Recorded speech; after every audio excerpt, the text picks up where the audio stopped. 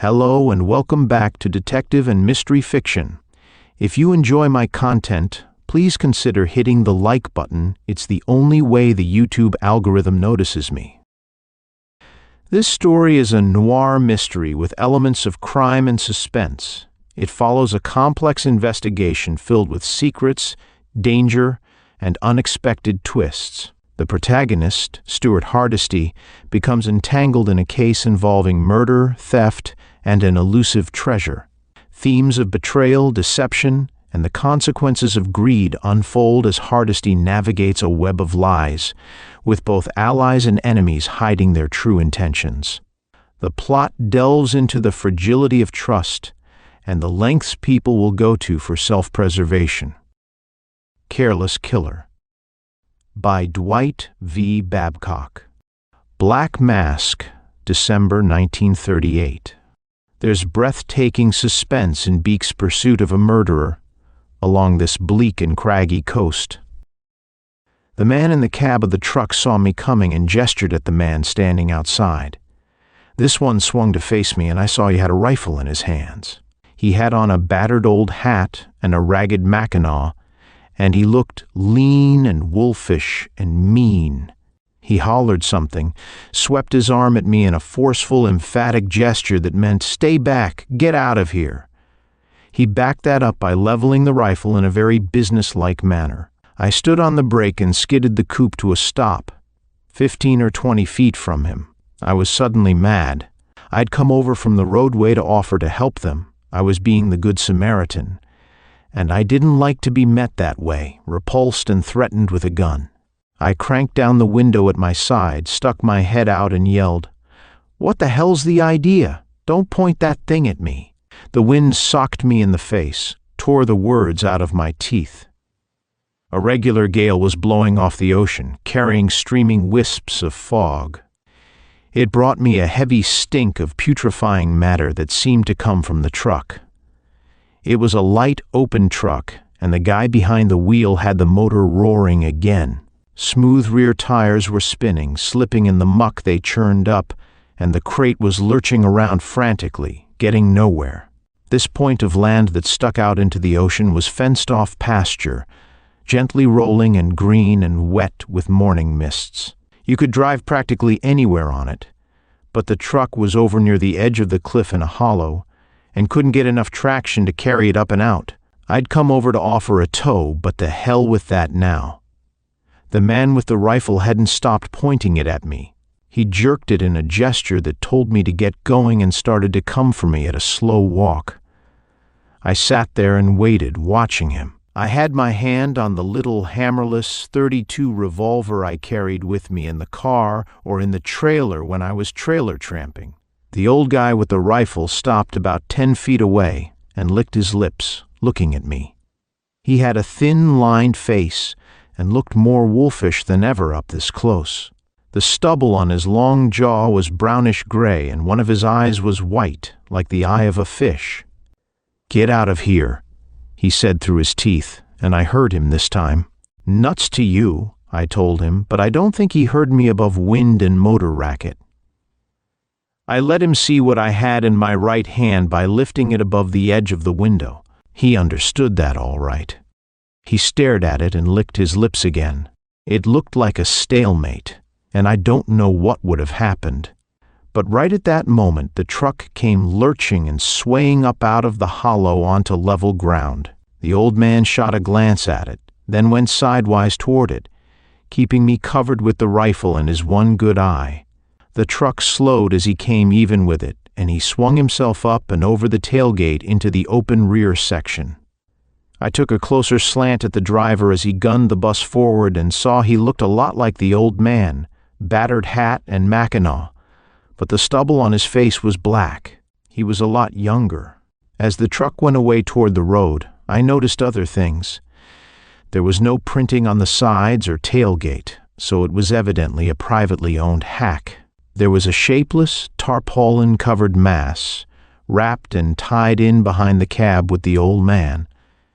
And as the truck got out of line with me, the stink went out of the wind. I stared after it as it jounced away along the faint tracks that led to Vieira's ranch house and to the open country beyond. The license plate was splattered with dried mud, but I'd made out most of the numerals, and I penciled them on an old envelope just in case. Something smelled about the way the two with the truck had acted. Something besides the stuff they were carrying away under the tarpaulin. I decided not to be bothered and let the truck get out of sight. There didn't seem to be another car out on this part of the point.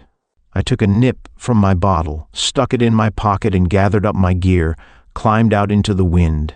I bucked it to the edge of the cliff and looked out and down.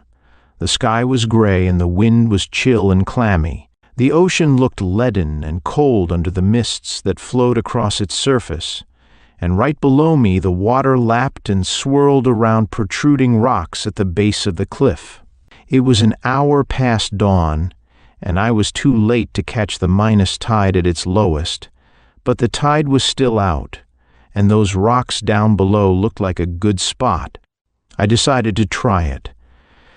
There was a strip of beach showing over to the left, and I found a way down to it, a steep and slippery trail that had been used before.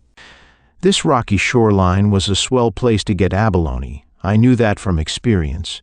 But you really needed a minus tide to get far enough out and down low enough on the rocks to get them. A minus tide is an extra low tide, and they only happen at certain times of the year for a few days at a time. Always early in the morning, usually before daylight. The alarm clock in my trailer hadn't worked this morning, and I'd got up too late. But I'd skipped breakfast and come out on the point to try my luck anyway. I didn't usually go after abalone alone, but my pal Al wouldn't meet me here until the next day, and I had to do something to pass the time. He was coming up from San Francisco on his vacation, and I'd just come down from a jaunt into Oregon with the trailer. We'd planned to meet here. I downed another swallow of whiskey before wading out into the water. It was cold, but I didn't feel it much because I'd been nursing my bottle ever since starting out here, and the whiskey inside my belly had kindled a fire that kept me warm. My clothes helped too. You had to go into the water fully clothed, shoes and all, or else get cut up on the rocks. I had a rope wrapped around my waist, a gunny sack tied to my belt, and a tire iron hanging from my wrist by a thong. The rope was for use in case of emergency.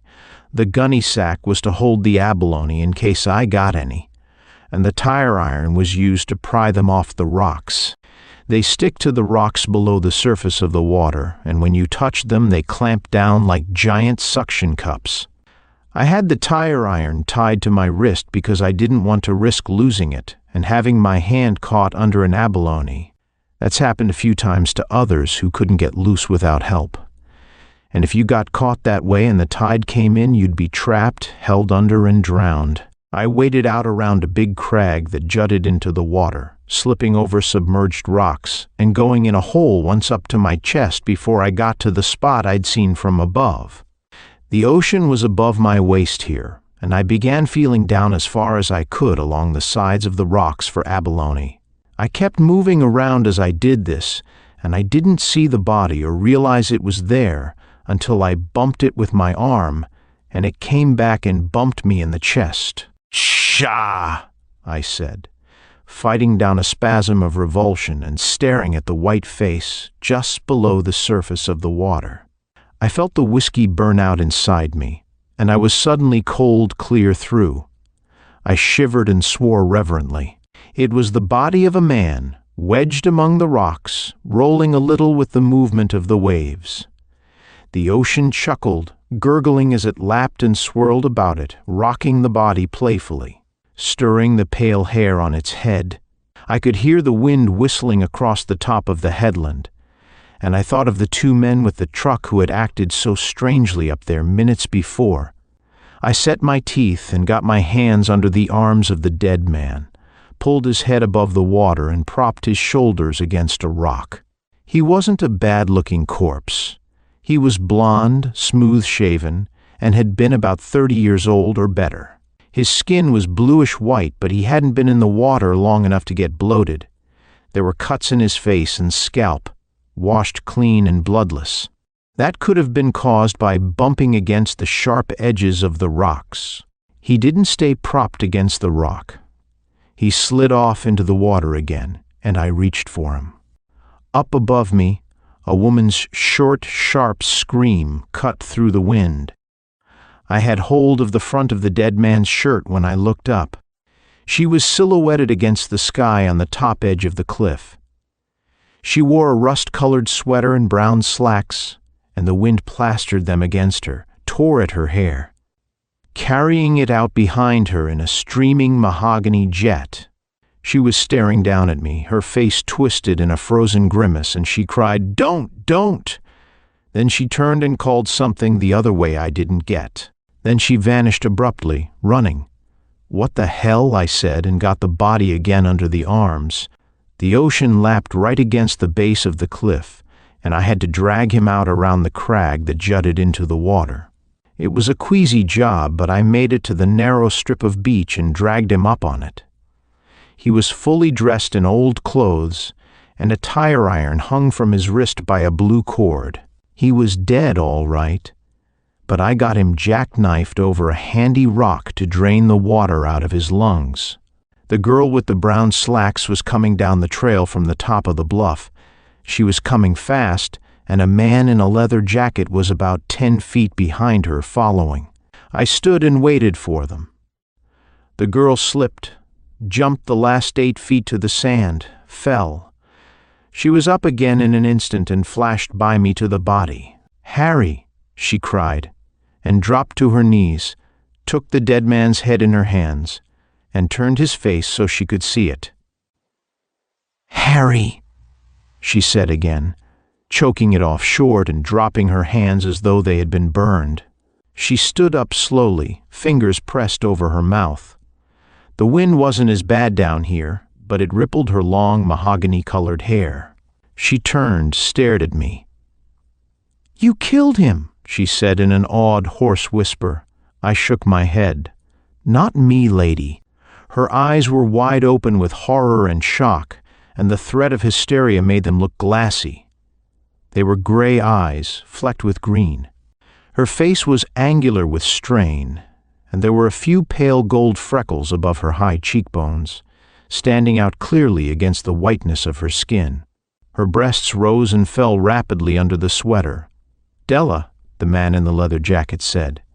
"He's not, he isn't." He'd reached the sand, stood staring uncertainly at me and the corpse. Now he crossed toward it, and her gaze switched to him. "Oh, Stewart, he's dead, he's dead." Stewart looked at me with dazed, questioning eyes, and I nodded. He was young, rangy, and capable-looking. A clean-cut college boy type with a long, good-looking face. He was hatless, and his hair was brown and straight, blown awry by the wind. He set his jaw, swung abruptly to the body, pulled it off the rock onto the sand, straddled it, and began to apply artificial respiration. The girl watched him anxiously, one hand holding her hair back from the side of her face. It was her left hand, and she wore a wedding ring.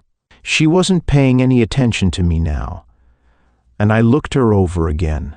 She wasn't a raving beauty, but she had something. I guessed it was strength of character. Her angular face was oddly attractive. Her nose was short and very straight. She had a high forehead, and her mouth was large but well-shaped, rougeless at the moment. She was about the same age as the man she called Stewart, in her 20s, and she had a nice figure. My clothes felt cold and clammy. I took my bottle from its pocket and had a pull from it, put it back. I looked at Stewart and said, "That won't get you anything." He stopped trying, gazed at me, then up at the girl, a sick hopelessness in his eyes. He had very expressive eyes. The girl had started a little when I spoke. Now she turned on me again. "You killed him," she repeated, and her voice was low and level and very positive. She really believed I had. "I saw you. I looked down and saw you. You were struggling with him in the water." "Take it easy," I said. "I didn't kill him. I'd just found his body and was trying to get it out of the water.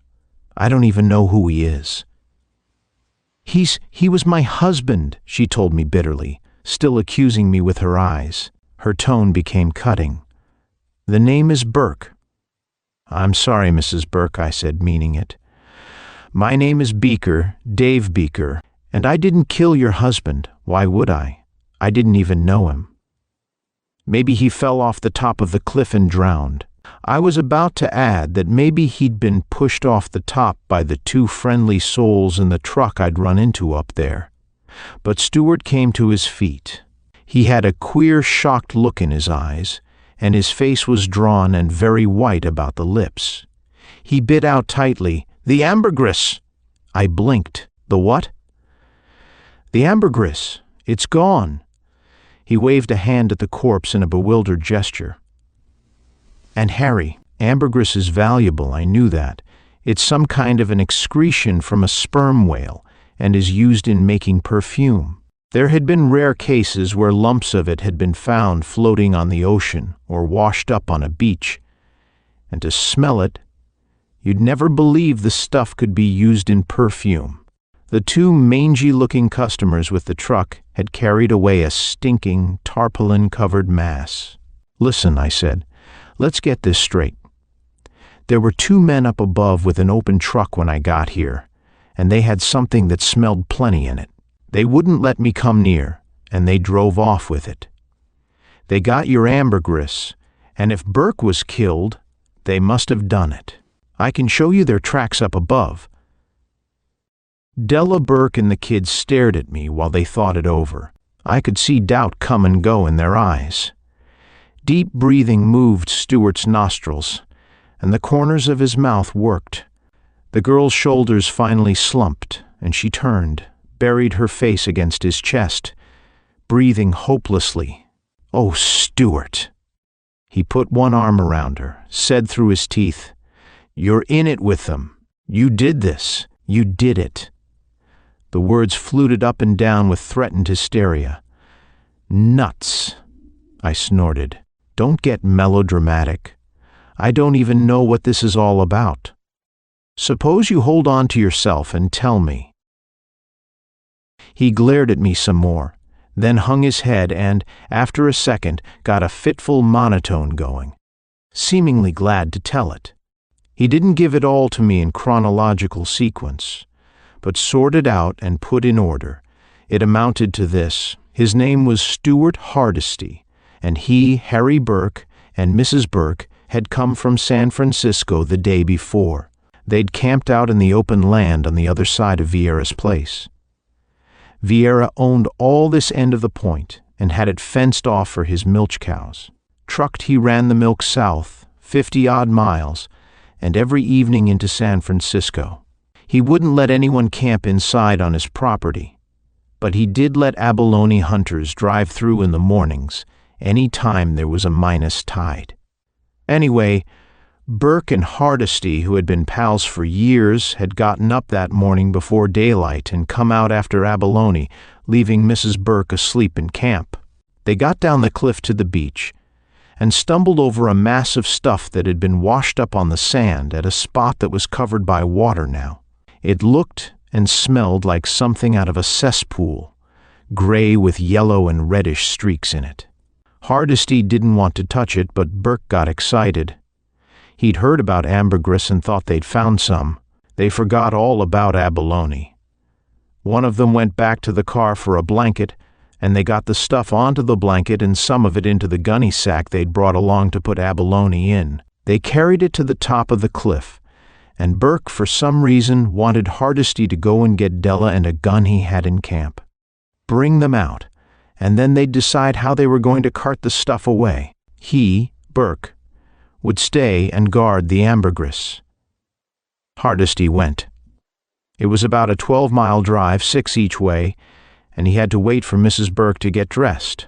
He admitted passing the truck I'd told him about on the way back, and when he got here with Della Burke, Harry Burke was gone, and so was the ambergris. They started looking for him, and Della had seen me down below, evidently struggling with him, holding him under water. "Okay," I said. "I told you I was just pulling him out. We've got to get out of here, the tide's coming in.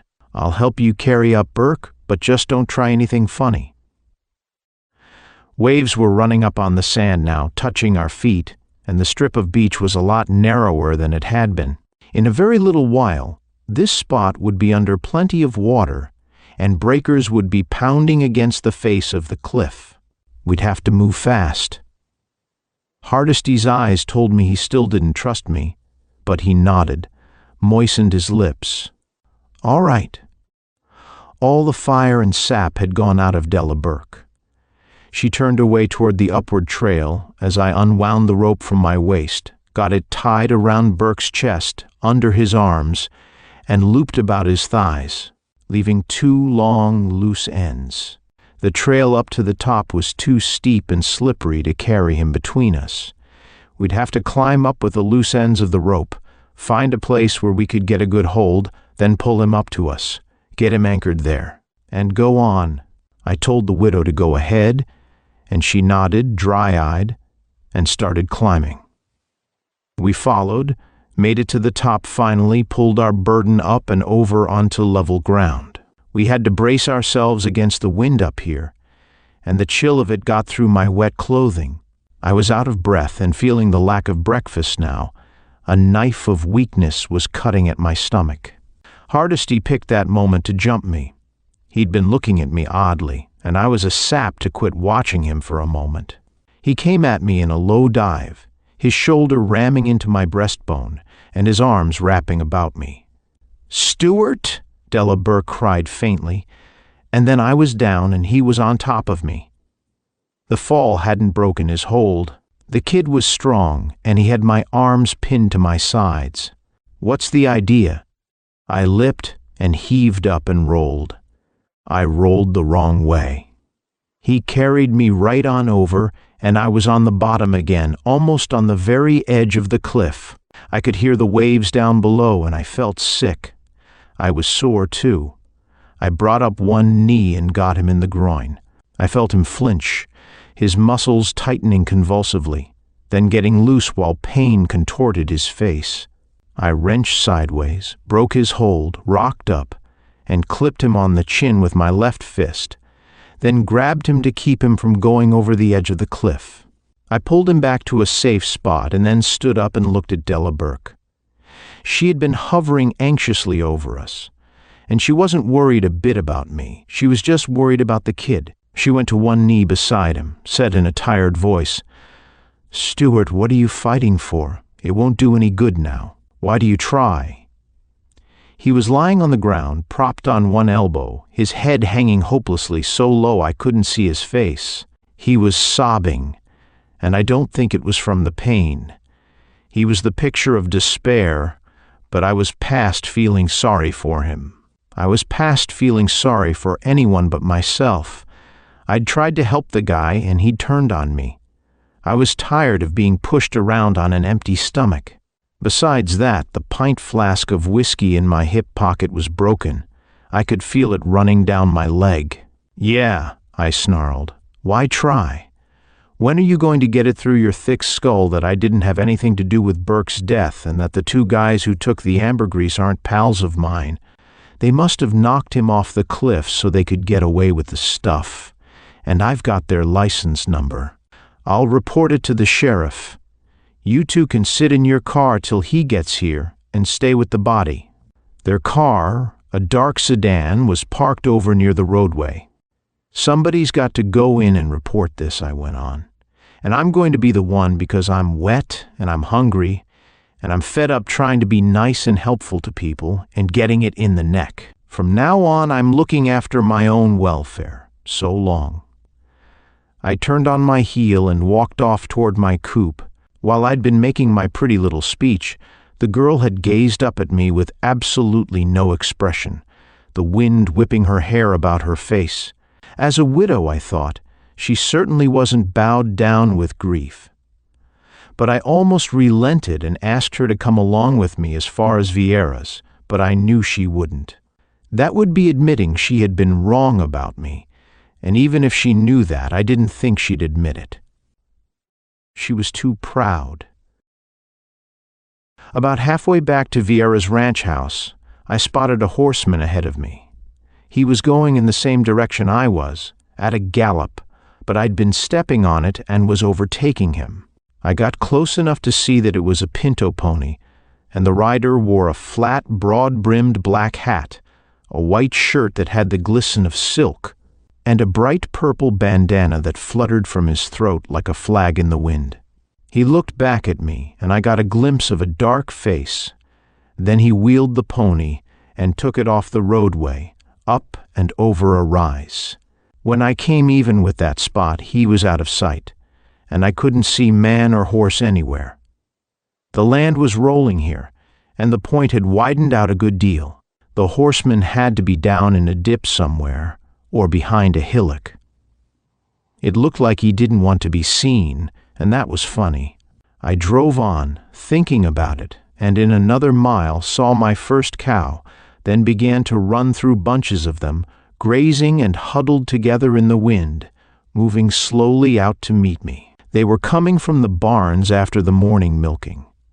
Barns and outbuildings were grouped over on one side of the ranch yard, and Vieira's house was on the other. Everything was old and weathered, needing repairs and a few coats of paint. The house was single-storied, with a long porch across its front.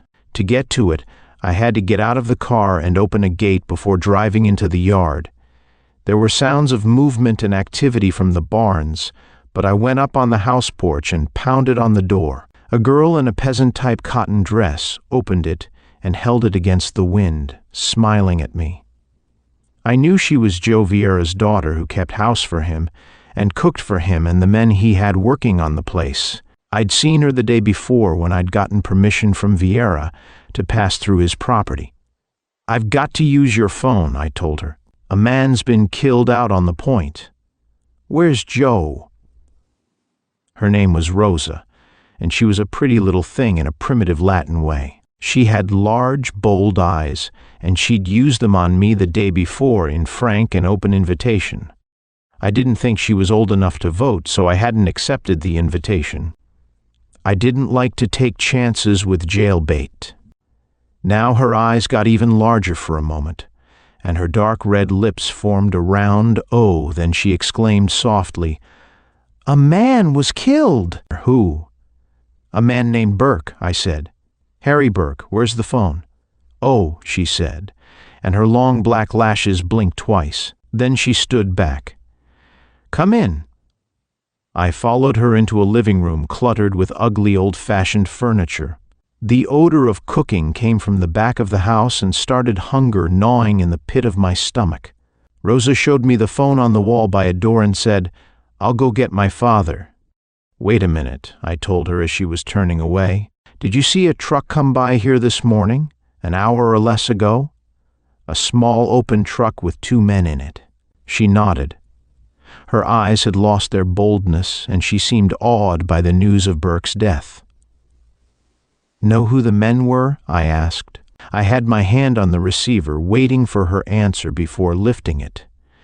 "Yes," she admitted hesitantly. "The Wallers. Ben Waller and his son. They have a chicken ranch somewhere over the other side of town." I grinned. "Thanks." She went outside after her father as I started to put my call through to the sheriff's office in town, which was about 15 miles away. The sheriff wasn't at his office yet, and I talked to a sleepy individual who was on night duty. I gave him the whole story, which he had a hard time getting straight, and impressed on him the immediate necessity of capturing Ben Waller and his son, supplying the license number of their truck. He told me he'd notify the coroner, and someone would be right out. Vieira came in with Rosa while I was talking and heard most of it. When I hung up, he shook his head dolefully and said, "That is bad. That is very bad for this fella to be killed here. You find him, eh?" "Yeah. He was a big, dark-skinned Portuguese, and he was wearing dirty overalls that smelled of the barn, an old wide-brimmed black hat, and a worried scowl." Rosa was standing still, looking at me silently, and he waved a hand at her. "You get on back to work now, Rosa." She went with reluctant slowness through the doorway into the back of the house. He was still shaking his head and muttering, "That Ben Waller and his no-good son, they bad ones. Very bad. They no good bums, they won't work. What is this amber stuff you talk about over the phone?" "Ambergris," I told him. "It's valuable. They use it in making perfume." "Is mine," he said. He faced me, sticking out his big lower lip and hitting his chest with a brown fist. "Is found on my property, is mine." "Tell that to the sheriff when he gets here," I said. "And he'll have to catch the Wallers first."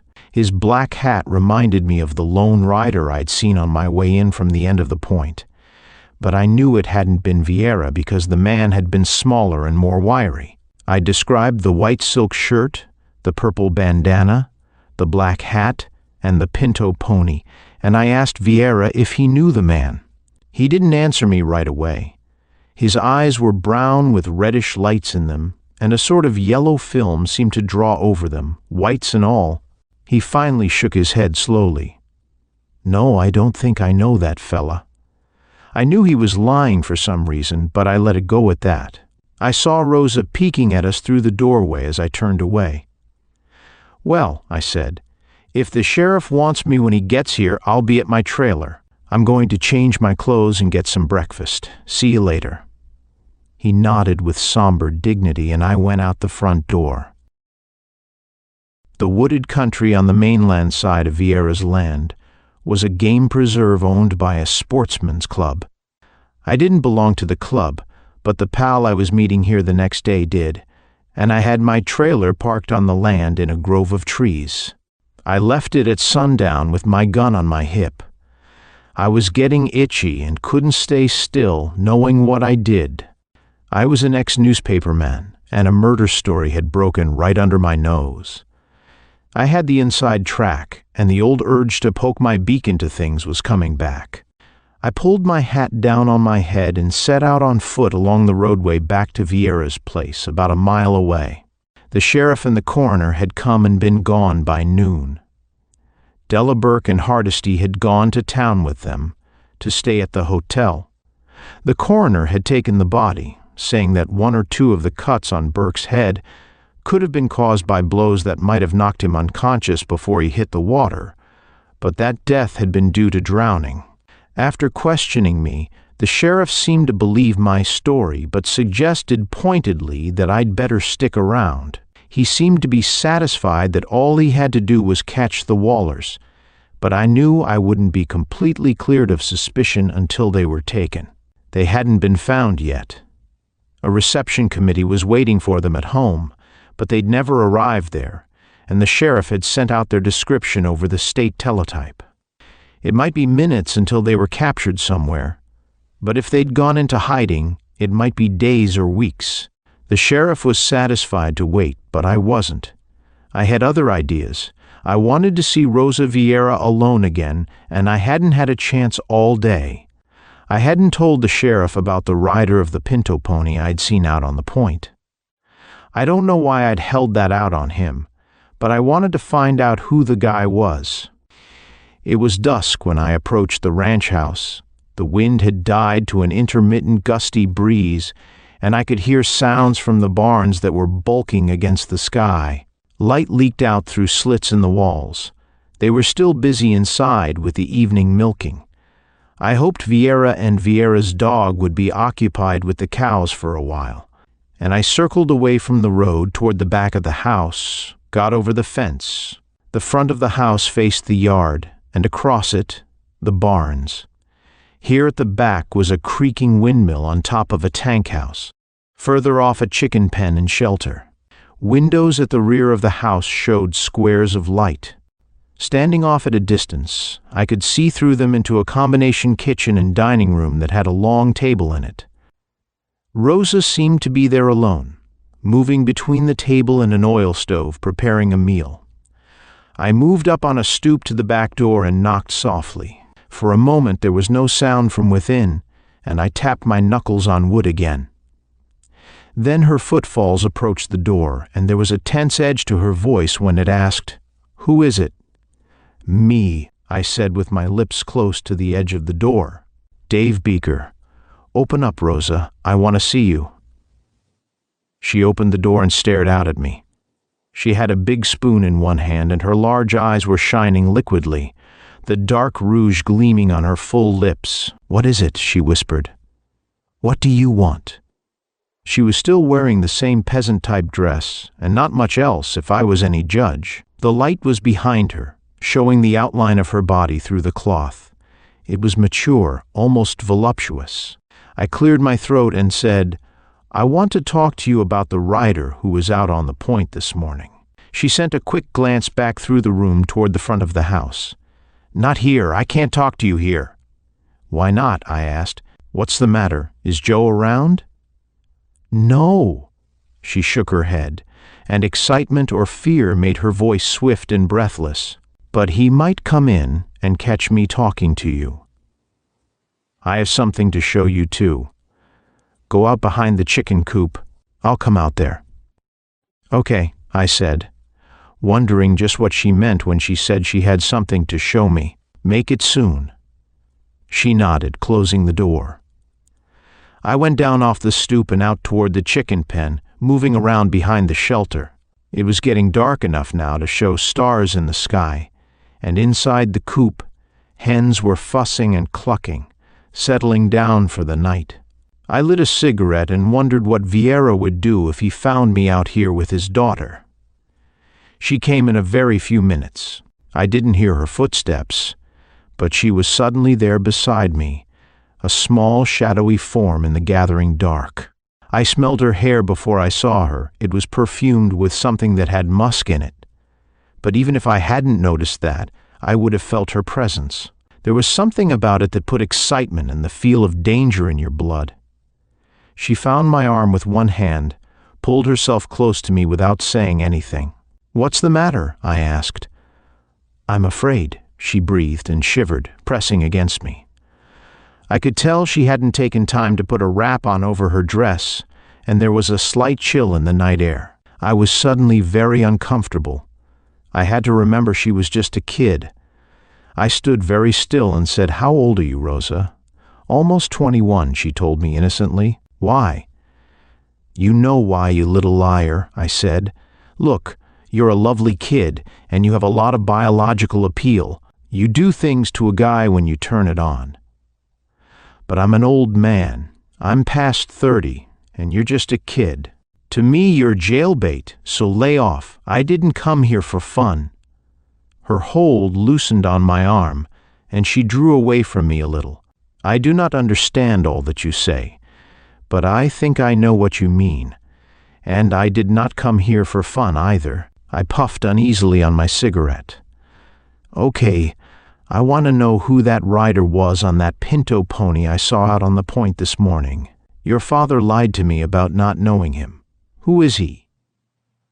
"That man," she said, her voice quickening with excitement, "was Charlie Gomez. He works for my father, and my father likes him.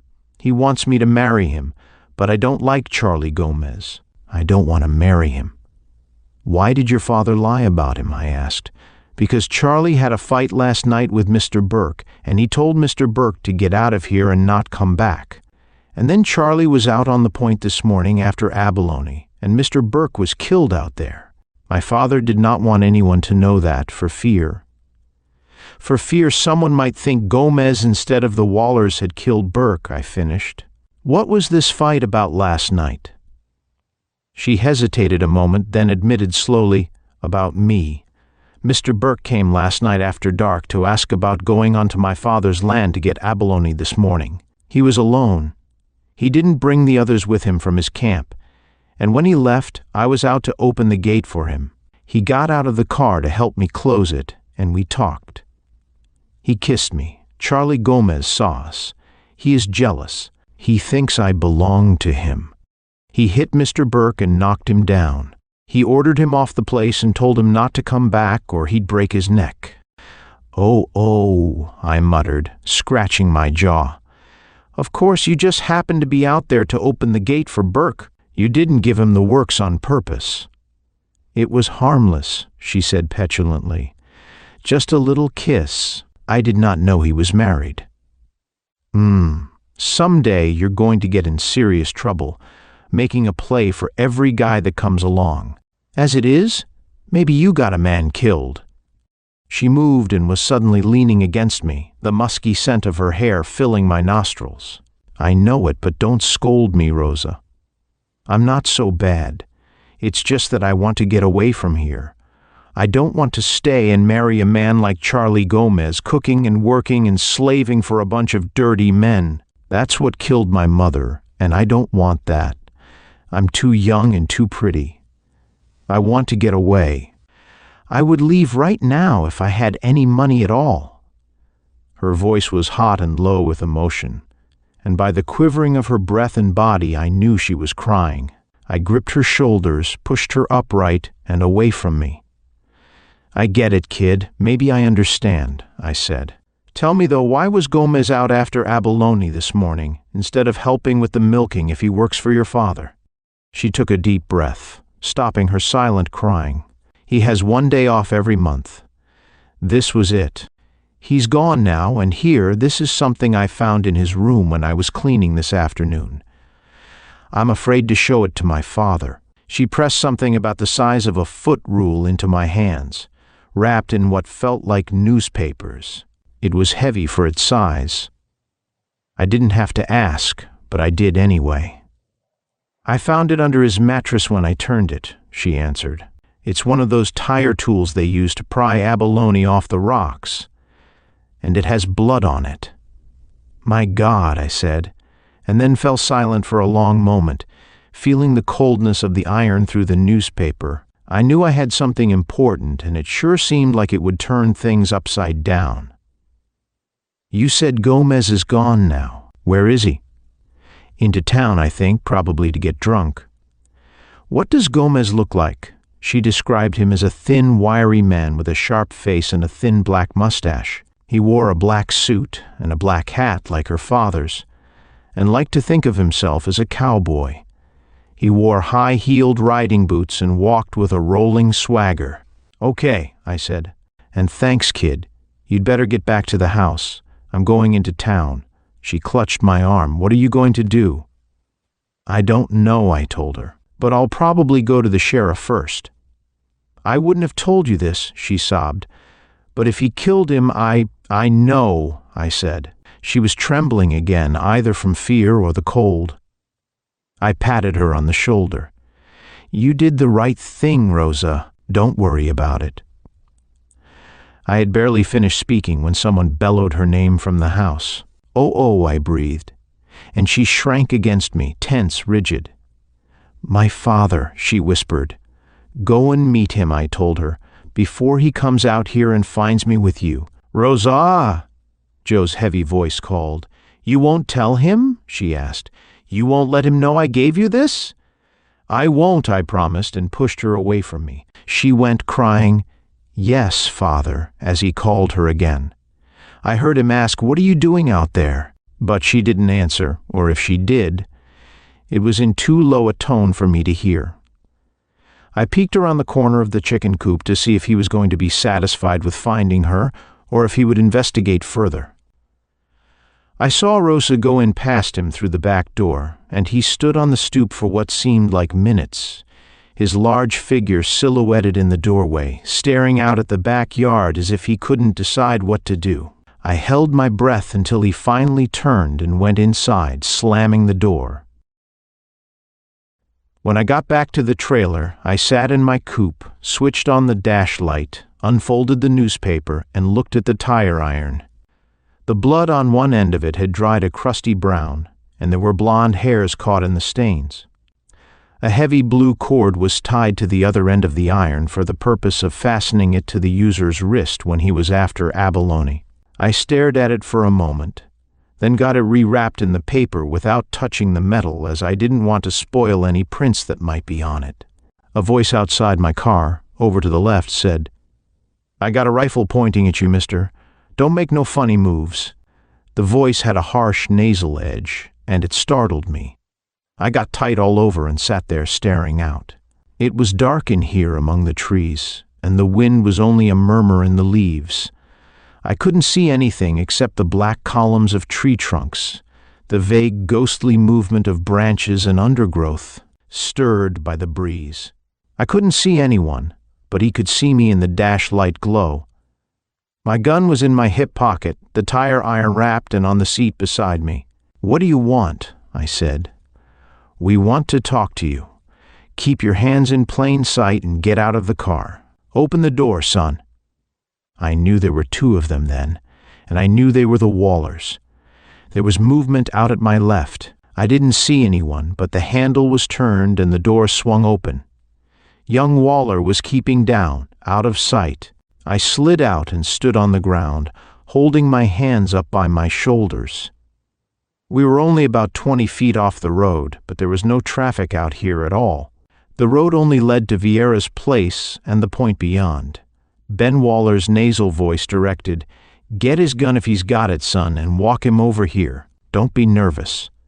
I got this here rifle pointed plumb at him." I heard young Waller's breathing as he got behind me. His hands felt my pockets, jerked away my revolver.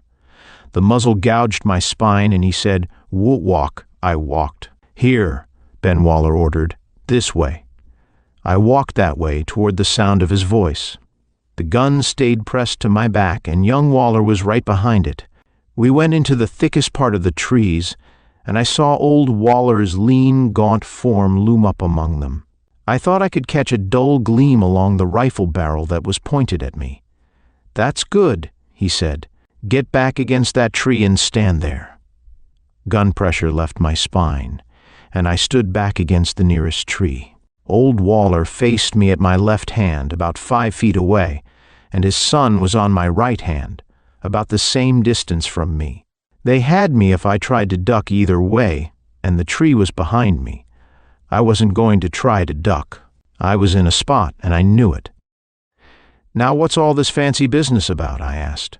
"I suppose you know you're wanted by the sheriff. They're on the lookout for you and your truck all over the state by now."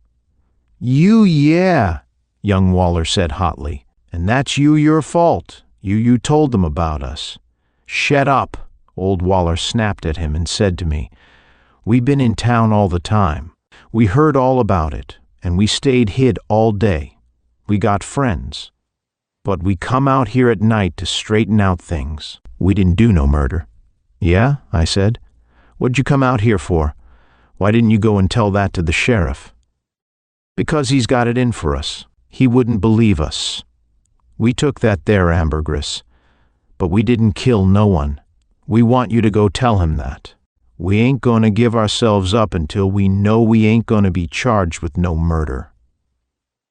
I was getting a strong suspicion that the Wallers were pretty close to being half-wits. I'd gathered from what I'd heard that day that they had the minds of vicious, destructive children. They were congenital sneak thieves, potential murderers if they hadn't killed already. They'd be likely to shoot first if crossed and not even bother to ask questions later. "Tell me all about it," I suggested soothingly. "Well," old Waller said in a peeved, argumentative tone, "we just drove out there this morning to get some abalone, and we found that there stinking stuff. It was on a blanket and there was a gunny sack of it, but there weren't nobody around. I reckoned it was ambergris because I've heard of it before, and we took it, that's all. We found it, so it's ours." "You knew it was someone's," I said, "because of the blanket and sack, and you thought it was mine. That's why you ordered me off with your rifle. You thought I was coming back after it." "That ain't neither here nor there," he argued. "I've heard as how possession is 9 or 10 points of the law, but we didn't figure to get mixed up in no murder." "Okay," I told him, "but the best thing for you to do is to come in with me and give yourself up to the sheriff now. I was on my way there anyway.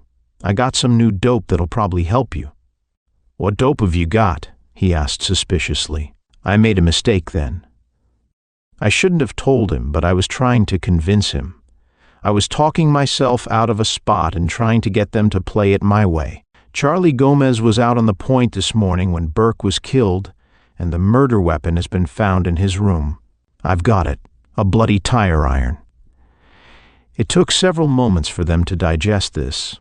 Old Waller stepped close to me, seemed to be trying to peer into my face. "You kidding us?" he asked tightly, and something about his nasal voice made the hackles rise on my neck. "No," I told him seriously. "So how about coming along?" "That there de dirty Charlie Gomez," young Waller sobbed. "He knocked me down once. I seen him in town, Dad." "He's in town, huh?" the father said. Yeah. We'll get him, son." "Hey," I said, "you don't want to do that." "You," Joe Vieira's voice boomed out of the darkness. "You Wallers, you. I hear you there. It's dark, but I got shotgun. I kill you if I hear you move." The Wallers were tense, frozen. "Hey," I yelped. "I'm here too, Joe." "Shut up," old Waller hissed at me, and he swung the rifle in the dark, bent its barrel over the top of my head. My hat cushioned the blow some, but it knocked me to my knees. I stayed conscious long enough to hear the Wallers crashing away through the trees and the roaring blast of a shotgun. Then I keeled forward, sucked into blackness, whirling dizzily. Pain brought me out of it, pain that rocked and rolled and slammed about in my skull. Someone was shaking me, and it was almost more than I could stand. I grit my teeth, got out, "Hey, don't." My brain dived sickeningly into a heaving sea of red, yellow, and green. My stomach turned over, and I was sick, really sick, twisting my head to one side. After the spasm of nausea had passed, I became conscious of a weight pressing down on my chest. My arms were pinned to my sides. A heavy, accented voice snarled, "Where is it? Where is it?" "Where's what?" I mumbled thickly and opened my eyes. I couldn't see anything, but I could feel Joe Vieira above me. I was on my back on the ground, and he was sitting on me with his big hands gripping my shoulders, his thumbs digging into my neck. He'd stopped shaking me, and he said, "Where is the tire iron my Rosa gave to you?" My brain was still reeling around, and I had to think for a moment before I could remember. While I thought, I could hear his breath pumping harshly, and I could tell by the tone of his voice he meant business. He jerked my shoulders again, and my head bounced on the dirt, exploding a flare of pain in my skull.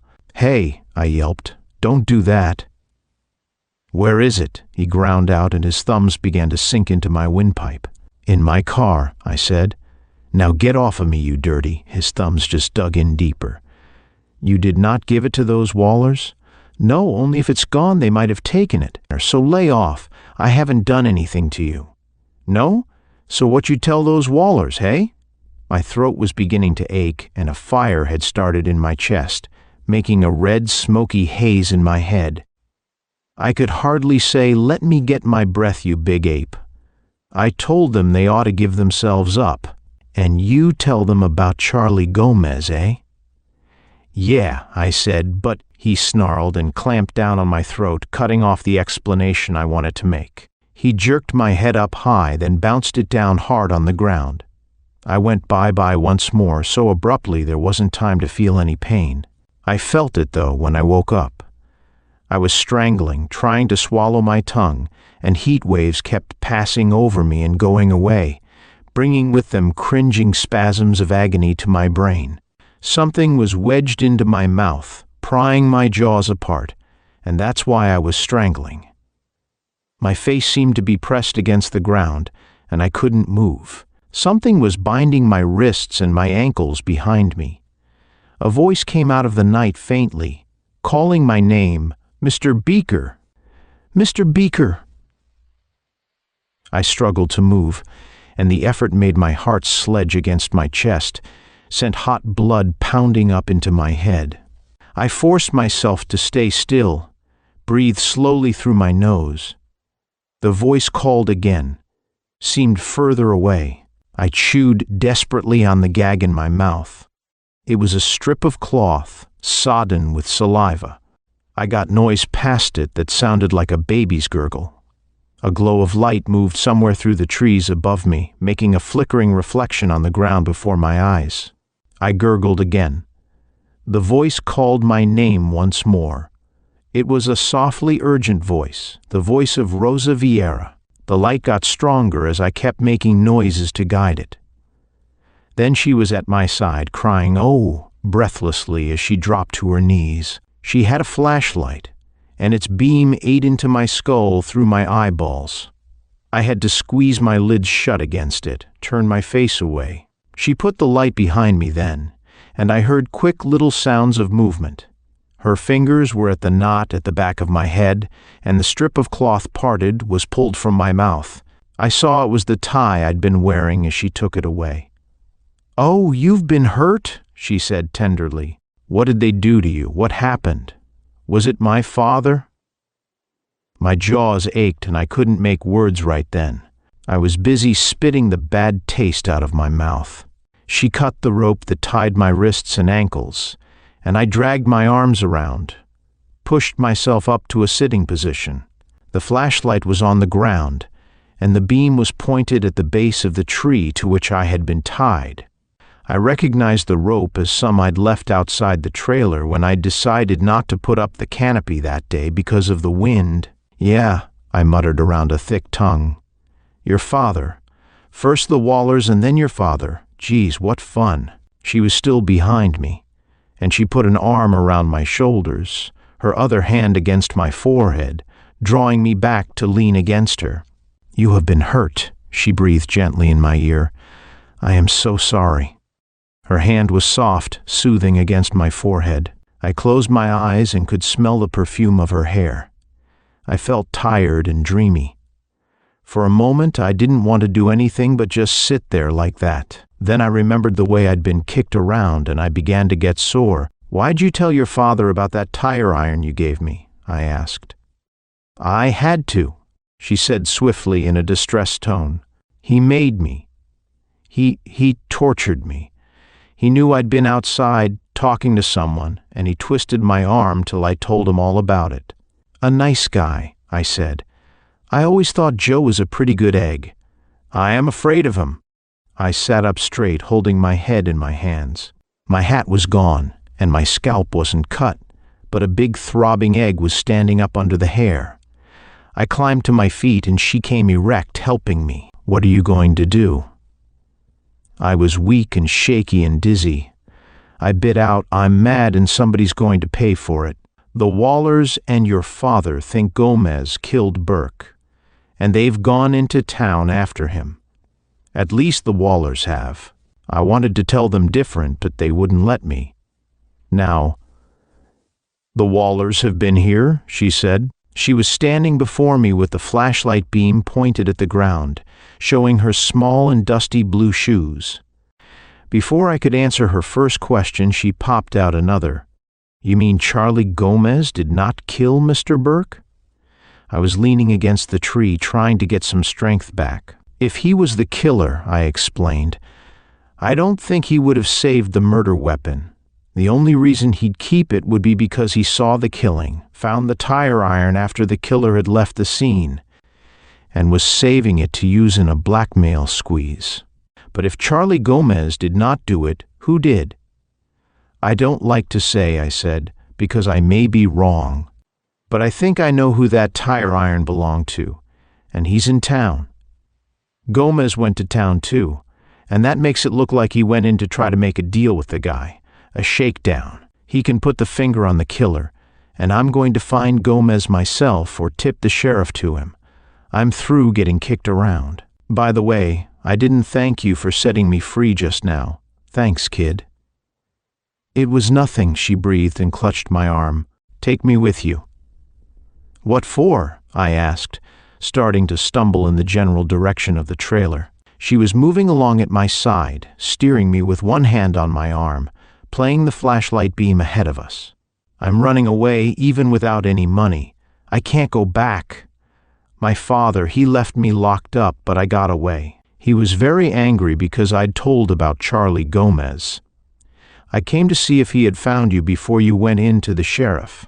He took the car, and I think he went into town to find Charlie Gomez. I can't go back there. He'll beat me, and I'll have to marry Charlie." "Okay," I said. After all, I did owe her a favor. "I'll take you in to the sheriff. He'll protect you against your old man till this mess is settled anyway. Then you can take what little dough I have and get out of this devil's land." The tire iron was gone from the seat of my coupe, of course. Vieira had that. The Wallers had evidently got away from him and would probably reach town first. My gun was gone too, and I didn't like that either. I got a drink from inside the trailer, a long one of straight rye. It put new life in me, but it didn't help my temper any. I was sore and I was out to get even. With someone, I didn't quite know who. I gave Rosa a ride into town. She was holding onto the seat until I slowed as we rolled into the outskirts. It wasn't much of a burg, off the beaten path and away from main highways and railroad lines. There was only one business street, about 3 blocks long, with lights at the intersections. A few of the store windows glowed, and there was a scattering of cars parked along the street, but otherwise it looked dead and deserted, even this early in the evening. We coasted into it at one end, and I said, "Maybe I'd better see the sheriff first. Where's his office?" Rosa's fingers gripped my wrist. "Look." She was staring ahead through the windshield. "What's the matter?" I asked. "That's Charlie Gomez." I followed her gaze. Up in the next block I saw a man walking. He was walking away from us, and I could see him because of the corner street lamp beyond him. He was a wiry man and walked with a slow, rolling gait as though he had on high-heeled cowboy boots. He wore a black suit and a wide-brimmed black hat. He reached the corner, disappeared, swinging around it to the right. I wheeled the coupe right into the street that paralleled the one Gomez had walked into. "What are you going to do?" Rosa breathed. "I'm going around the block to meet him," I explained. "No," she said, dragging on my arm. "No, let me out here. I don't want him to see me with you." There was real fright in her voice, and I braked to a quick stop. "Okay, get out and go for the sheriff. Find him and tell him about Gomez. I'll try to hold him up in the next block. Leave me your flashlight." She was out, nodding breathlessly. Yes, I'll do it. Be careful." I started the car forward again, leaving her there on the curbing, and swung left at the next corner into a dark slot of a street that was lined by tall trees and had no lighting. I didn't know just what I was going to do, but I was going to be careful, all right. I'd had her leave the flashlight on the seat because I didn't have any other weapon, and it might do in a pinch, being a 3-cell tubular type. It didn't take long to run the length of the block, but I eased to a stop at the curb before reaching the corner. Cut lights and ignition. I figured Gomez ought to be about halfway along the block by now, and maybe I could surprise him at the corner. I sat there a second, then got out with the light and moved up to the side of a building on the corner, which seemed to be a warehouse of some sort with blank brick walls.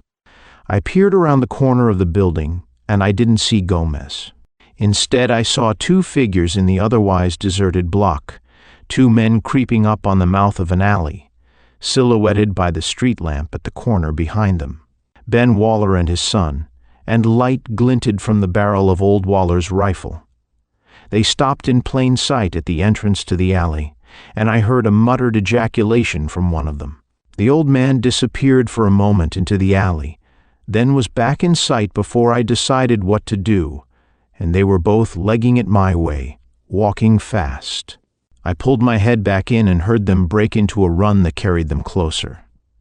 Flattened up against the bricks, I peeked out again, then stuck out one leg as the first running man came hurtling around the corner. It was young Waller, and he tripped over my foot and took a dive on his face. His father came right behind him, and I swung my fist. I swung hard, and he was coming like a streak when my fist and his chin collided. The blow hurt me almost as much as it did him. It felt like I broke a couple of fingers. He sat down hard, and the rifle in his hands went off with a spanging crash. It was pointed in the air, and I felt the bullet snick past my face as I inhaled a gust of burnt powder. I dropped the flashlight I had in my left hand, stepped out, and grabbed the rifle barrel, wrenching it out of his hands before he could use it again. He was stunned, rocking back on his spine, his white eyes staring up at me. but he must have had a jaw like an iron casting. He sort of shook his head and started to get up. I said, "Sit still," and tapped him on the skull with the stock of the rifle. I remembered the way he'd sloughed me, and I wasn't gentle about it. He got still, but in a prone position. I swung around and saw young Waller scrambling to his feet, clawing my gun out of his pocket. I used the rifle stock on his head with about the same force I'd used it on his dad's. He collapsed and became just as still as his father. Seeing them like that made me feel better. I figured I'd sort of evened up my score with the Wallers. I flexed my sore right hand, leaned down and got the flashlight and my little hammerless revolver that young Waller had dropped. Then I looked down the side street. A few figures had gathered under the streetlight at the intersection a block away, coming both ways from the main stem. They'd been attracted by the rifle shot, but it was too dark here for them to see me plainly. One man was running toward me from the alley, and another was on his way ahead of the group gathering under the street lamp. The first man was big, and he wore a black hat. He was Joe Vieira. He slowed as he got nearer, staring at me and the gun in my hand as I stood waiting for him. He approached warily, gestured with one thick arm at the unconscious Wallers. "Those Wallers," he cried angrily. "They killed Charlie Gomez. They killed Charlie Gomez." "Yeah?" I said tightly. "Where?" "Back in that alley." He came closer, his breath making harsh puffing sounds, and he had his big fists knotted as he glared down at the Wallers. He wasn't carrying his shotgun now, and he was worried about what I might do to him. I felt like hanging one on his thick jaw, but that could wait now. I kept him covered with my gun and bit out. "And where were you? Where did you just come from?" "I follow them," he explained earnestly, gesturing back at the street. "Those Wallers. I see them go into this street, and I follow them. I see them go to the alley, and just now I find Charlie Gomez there. He is dead," I swore. It looked like Gomez had been a liability to the killer and had been liquidated by him. It was a cinch he wouldn't be able to finger anybody now. "How do I know you didn't kill him?" I said through my teeth. He shook his head, waggled both hands in protest. No, I not do it. I am looking for him to help him. I do not think he killed that Mr. Burke, and I didn't either, you big dope," I snarled at him. "So what was the idea of smacking me around tonight?" "Oh," he said, wide-eyed. "I am sorry. I thought you would tell the sheriff that Charlie Gomez killed Mr. Burke, so I tied you up." "You're sorry?" I said. "That makes it just swell." Here I ought to. I looked at the man who had interrupted me. He was the one I'd seen coming from the corner of the main street. He stood 10 feet away along the walk, a fat man with jiggling spectacles and a big 6-shooter in his hand. "Take it easy," I told him. "These are the Wallers. Who are you?" "I'm the law here," he snapped. "I'm the town constable." "Then take charge," I said. "The sheriff ought to be here any moment." He moved in closer, staring down at the Wallers, not exactly sure of himself. I handed him the rifle. "Here, and watch this big lug, too. I think the sheriff will want to question him." I meant Joe Vieira, and the constable turned his big gun on him, blinking. I stuck my revolver in my coat pocket and walked away. The constable was too confused by it all to stop me. People were coming from the other corner now, following the lead of the constable, their fears overcome because nothing had happened to him. They stepped aside to let me pass, eyeing me curiously and some of them venturing questions about what had happened, which I didn't take time to answer. For some reason, none of them had stopped at the alley, and when I reached it, I saw why. Darkness was black and heavy just within the alley mouth, and I wouldn't have seen the huddled form on the ground myself if I hadn't been looking for it. I stepped into the alley and cut the dark with a knife of brightness from the flashlight. Behind me, someone gasped. I heard startled exclamations and the quick shuffling of feet as the vultures started to gather. Someone said, "My God, he's dead. Look at the blood." There wasn't much blood, but it glistened wetly in the disk of light I held on the body. Charlie Gomez lay on his chest, his sharp, crafty face turned toward me, eyes unblinking in the glaring brightness, white teeth shining, exposed in a twisted grin. His black hat had come off, rolled away from him. The blood was on the back of his coat, below his left shoulder blade. Sound behind me had become a jabbered hubbub. "Stay back," I ordered sharply without turning, and kneeled, putting the light closer to the bloody part of the coat. There were 2 slits there from which the blood had come, knife wounds. I stood up and swallowed, staring down the alley into the dark. Then I swung on the crowd that had gathered and was pushing into the alley. "Stay back," I rapped out again, "and don't touch anything till the sheriff gets here." That stopped their frantic shoving to get forward for a better view, temporarily at least, and I took the light away with me down the alley. I knew that it ran along behind the main business block, and that the town's only hotel was in that block, and I had an idea. I went along, playing the light ahead of me, and had gone about halfway to the next cross street when the beam picked up a wedge of metallic glitter that winked at me from the alley floor. I held my breath in my throat and closed in on the glitter, kneeled, and made sure what it was. It was a knife, a hunting knife with a bone handle and a wicked-looking blade that was streaked with a thin film of blood. I'd been checking up on an idea, but I hadn't expected to find anything like this. And now that I had, it certainly ruled out the Wallers as the killers of Charlie Gomez. I looked upward, saw lights in 2nd and 3rd floor windows, and the black skeleton of a fire escape that crawled down the back of the building to a point where an active man could reach it by jumping. I was behind the hotel. Boy, what a careless killer, I breathed. I got out my handkerchief and used it when I picked up the knife gingerly by the end of the handle. Carrying it in the cloth, I went back the way I had come to meet the sheriff.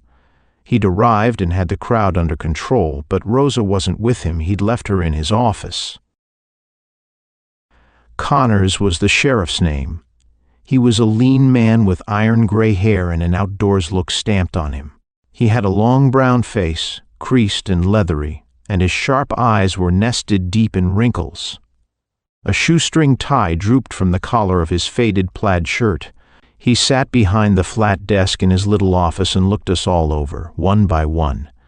On the desk before him, under a bright cone of light, were the knife I'd found and the blood-encrusted tire iron he'd recovered from Joe Vieira. Vieira sat in a corner chair, his thick brown face stolid and unexpressive now, his eyes like beads. Rosa was on the opposite side of the room, huddled in a chair behind me as if for protection, sending covert and fearful glances at her father, who was ignoring her. Except for the husky deputy at the door, Della Burke and Stewart Hardesty were the only others in the room, standing before the desk.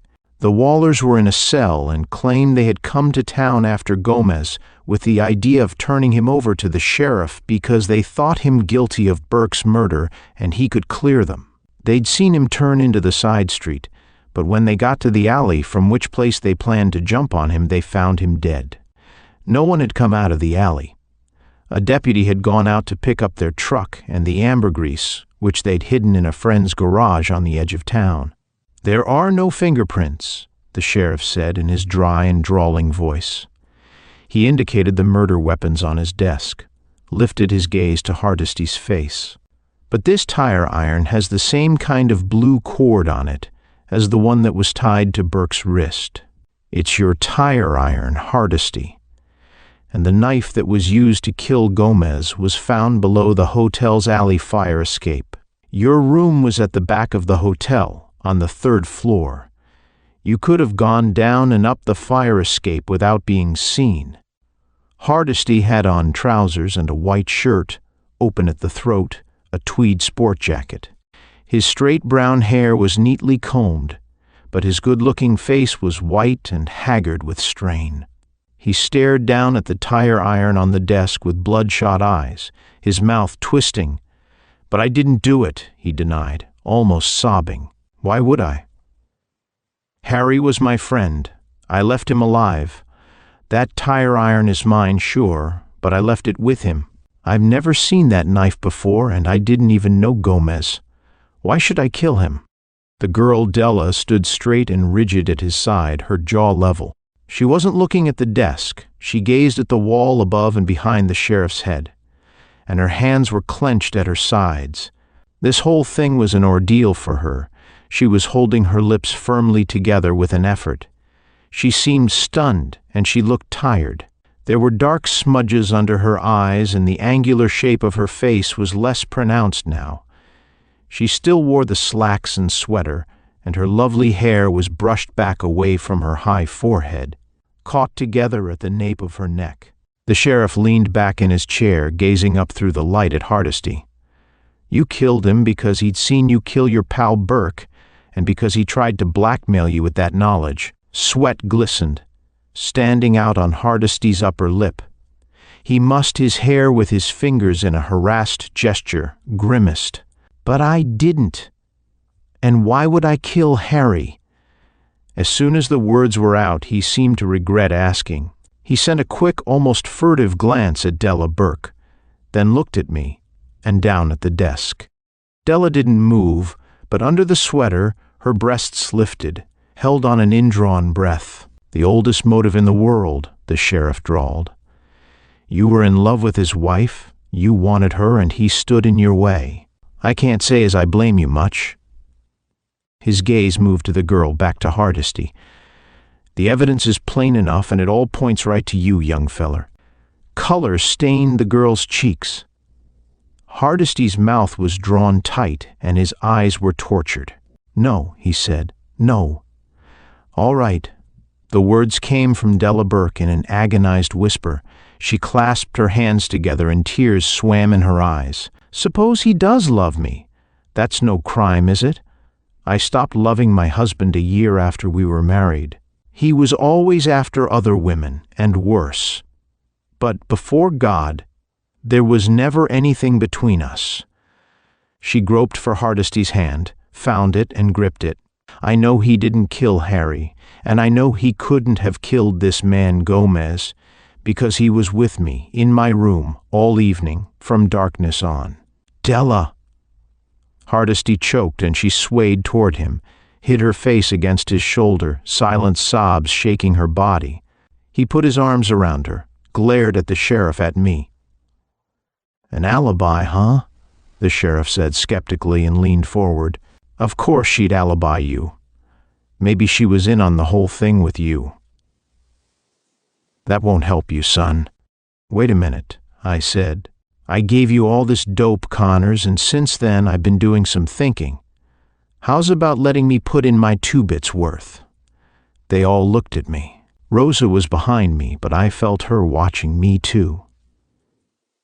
The sheriff squinted down one eye, lifted the other brow at me. I sat on the corner of the desk and talked to him. "An alibi will help Hardesty, and what's more, I believe Mrs. Burke. You were right when you said the evidence was plain enough. That's the trouble. I'm beginning to think it's too plain. It points to Hardesty as a very careless killer indeed, and he looks to me like too smart a youngster to be that careless." Della Burke had lifted her head, and her lower lip was caught between her teeth. Her eyes thanked me for that little speech, begged me to go on, to prove the truth of it. The sheriff drummed knuckles on the desk, scowled sulkily.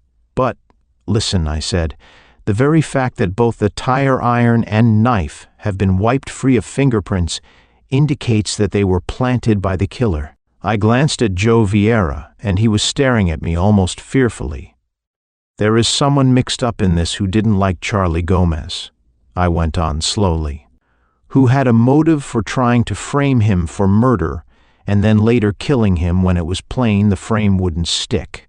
Someone who has a very wild imagination, a persecution complex, and a passionate and emotional nature, all of which made it possible for her to do what she did." I twisted around and looked at the dark-haired beauty in the chair against the wall. Rosa, the lovely child murderess. It got very still in that room for a minute. Everyone stared at Rosa, and she just sat there looking at me, her great dark eyes wide open and her luscious lips parted, an utter lack of expression in the muscles of her face. Then, in the other corner of the room, a chair scraped the floor as Joe Vieira came to his feet, crying brokenly. "What you say?" "No, it's not so. Sit down," the sheriff rapped out. "Sit down and shut up, Joe. Watch him, Tim." The last 3 words were an order to the deputy at the door. I kept my eyes on Rosa and said, "She had a knife a while ago. She used it to cut me loose after Joe had left me tied up. Where is it now, Rosa? What did you do with it?" A pulsing light began to burn in her eyes, and her red lips curled back. She gripped the edges of the chair with both hands, hissing at me, "You're crazy. Where did you carry it?" I hammered at her. "You had it on you. When I let you out of the car before going around the block to meet Gomez, you ran up the alley and caught him first. He would only have come into that dark alley if someone he knew called to him as he passed or just afterward.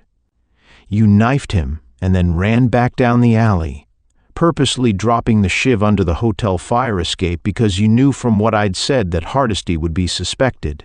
That's why it took you so long to get the sheriff." She sat there, her eyes burning with hate at me, her high, full breasts rising and falling with the sudden turbulence of her breathing. I slid off the desk and in one step was before her.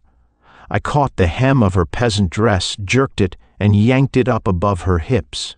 She kicked at me, squirming sideways in the chair, and her hands flashed up and out, clawed fingers raking down my face, leaving burning welts. But I held her, pulling her up off her feet against me, holding up the skirt of her dress to expose her threshing, shapely thighs. Her body jerked and wrenched while she kicked, spat, and fought. "Quit it, you little hellcat," I snarled, and to the others who weren't doing anything but staring, I got out. "Look at the marks on her right thigh. She had a sheath for that hunting knife strapped there. She got rid of the sheath, but it couldn't have been so long ago because the marks are still there." Then I let go of her and pushed her back into the chair. "That cooks your goose, little Rosa. You can lie by the clock as you did to me tonight, but it won't get you out of this. You were out on the point this morning.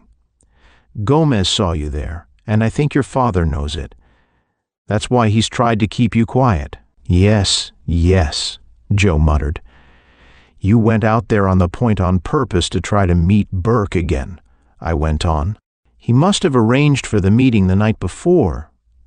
That's why he sent Hardesty back alone to camp. And you struck Burke over the head with Hardesty's tire iron, shoved him over the cliff. You brought the tire iron back and tried to frame Gomez with it." She glared at me, then drew herself up straight in the chair, tilted her chin, and actually smiled, preening herself. "Mr. Burke," she said slowly, "attacked me. I only defended myself." No, Delabur cried. "He wouldn't have done that." She looked contemptuously at Rosa. "He wouldn't have to attack you." Rosa almost spat at her. "You coldfish!" "That's what he thought of you. Your husband loved me here. He promised to take me away from here, keep me in the city until he could get rid of you. Then, after he made love to me, he tried to back out of his promise. The dirty scut! Why shouldn't I kill him?" "And then you framed Gomez for it," the sheriff said almost gently. "Sure I did. Why not? My father was forcing me to marry him and I hated him. I thought they'd take him away if I pretended to find the tire iron in his room. But they didn't somehow, and he knew I'd killed Burke and he was forcing me." From behind me, a long, hopeless, agonized groan came from Joe Vieira. I got a handkerchief to the bleeding furrows on my cheek. "Shut up," I said to Rosa. "With that defense, you'll get off easy. You've got something that'll sway any jury of men in your favor." "I don't care," Rosa screamed. "I'm glad I killed them." I turned away and saw Vieira slumped in his chair, his face buried in his hands. I wasn't sore at him anymore. I felt sorry for him, but there was nothing I could do to change things. Someone always has to suffer in a murder case besides the killer. That's the hell of it. Hardesty had his arm around Della Burke's shoulders, and they faced me, Her haggard eyes looked levelly into mine, and she said, "We want to apologize for the way we've acted, and thank you." "Yes," Hardesty said, and held out his hand. I gripped it, pulling them toward the door. "Forget it. Murder is never pleasant, and it was enough to upset both of you. Try not to think about it anymore. For Pete's sake, don't let it stand between you if you love each other." "We won't," Hardesty said, "and we want you to have the ambergris." "I'm sure." He looked questioningly down at Della Burke, and she nodded, something that might have been a smile quivering on her lips for a second. "Yes," she whispered. "Yes." "We'll talk about that later," I told them. "Now go on and get out of here." The deputy at the door let them out, and when they were gone, the sheriff, with an explosive outlet of breath, said, "Well, I'll be eternally double damned." I swung to face him, made a tight grin. "You and Rosa." She was still sitting erect in the chair, like a proud little queen, her chin tilted disdainfully. "Hell," the sheriff said. "You should kick. You're going to get that ambergris, and it's worth a lot of money." "I'm not kicking," I told him, blotting blood off my face with my handkerchief. "But I earned that ambergris. I took a shellacking from just about everyone in the case but you. I ought to get something to salve my wounds." I let out a sigh I couldn't stop. "I'll probably be so sore tomorrow I won't be able to go after Abalone when Al gets here." End of Careless Killer by Dwight V. Babcock.